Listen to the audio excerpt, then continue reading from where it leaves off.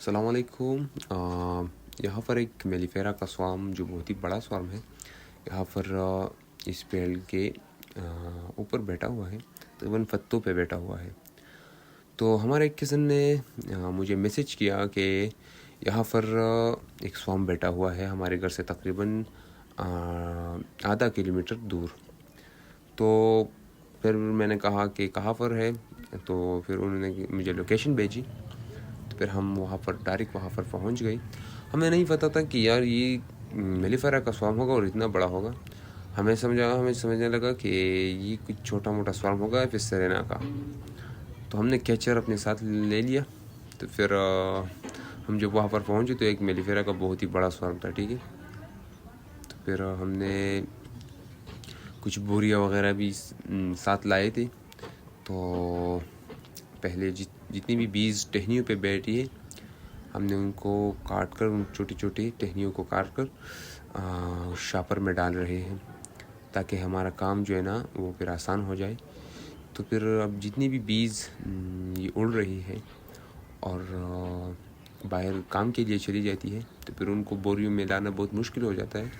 खैर जितनी भी बीज रह जाती है उनको तो हम शाम के वक्त ले जाएंगे, ठीक है।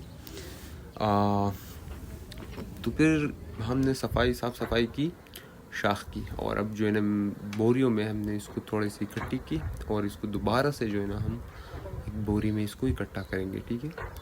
तो मेलिफेरा का स्वार्म तो बहुत ही बड़ा स्वार्म है, ठीक है। हमने आज तक एफिस सेरेना का इतना स्वार्म नहीं देखा। ये हमारा फर्स्ट एक्सपीरियंस है, ठीक।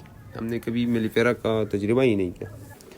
तो वहाँ से स्वार्म को हमने जो है ना उठाकर अपने घर की तरफ रवाना हो गई, ठीक है।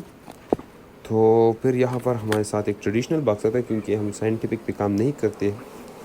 मेलिफेरा के लिए भी हम तो बक्सा नहीं ख़रीद सकते, यहाँ पर अवेलेबल भी नहीं होती है, तो एक मसला हो जाता है। तो हमने जितनी भी शॉप और बोरियों में बीज को लाए थे वहाँ से, तो हमने वहाँ से उठाकर यहाँ पर एक ट्रेडिशनल बहुत ही बड़ा बक्सा था, उसमें शिफ्ट कर दिया। अब देख सकते हो बहुत ज़्यादा बड़ा स्वार्म था, ठीक है। तो अब ये स्वार्म धीरे धीरे अंदर की तरफ चले जाएगा, ठीक है। और अब इसका ढक्कन जो है ना उसको बंद करेंगे। तो एक ढक्कन हमने बंद कर दिया है। जितनी भी बाहर बीज होती है, पत्थर वगैरह पर बैठी होती है, उसको उठाकर हाथों से अंदर की तरफ डालेंगे और फिर इसको मिट्टी के साथ लिपाई करेंगे और फिर इसका मुंह जो है ना किस साइड पे रखना है उस साइड पे रखेंगे, ठीक है।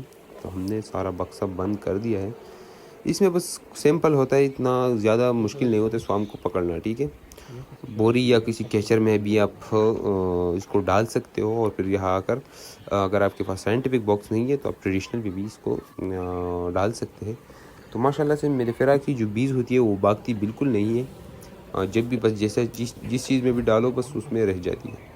तो जितनी भी बीज हम रह गई थी शाम के वक्त वो इकट्ठी हो गई थी एक जगह पर, ठीक है। तो फिर हमने एक बहुत ही बड़ी आटे की जो बोरी होती है उसको ले लिया और जो शाख पर बैठा था तो हमने उसकी जो टहनियाँ थी, पत्ते वगैरह थे, हमने सारे काट कर फिर उस बोरी को शाख को जो है ना हमने उस बोरी के साथ बोरी से लपेट लिया और ढांप दिया, और फिर उस शाख को काट कर यहाँ पर ला दिया। आगे एंट्रेंस के सामने हमने उसको अच्छी तरीके से झाड़ दिया, ठीक है। तो अब जितनी भी बीज उड़ रही है और नीचे गिर रही है तो सारी की सारी एंट्रेंस पे जमा हो जाएंगी, और खल जो है ना आप देख सकते हैं कि माशाल्लाह से बीज जो है ना अब काम कर रही है।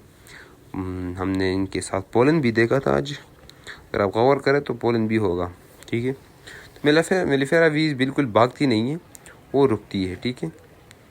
तो अगर आपके पास भी कोई मेलिफेरा का स्वार्म या सेरेना का स्वार्म आ जाए तो आप किसी भी बॉक्स में इसको डाल सकते हो। सेरेना स्वार्म बाज़ दफ़ा भागता है, लेकिन मेलिफेरा का स्वार्म बिल्कुल नहीं भागता है, ठीक है।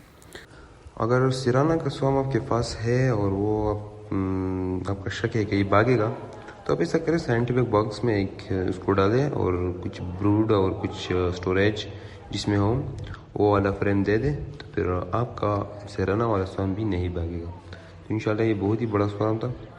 इंशाल्लाह ये मुझे तकरीबन 1 महीने में स्वार्मिंग भी करेगी, 2-3 स्वार्म भी मुझे दे देगी आसानी से।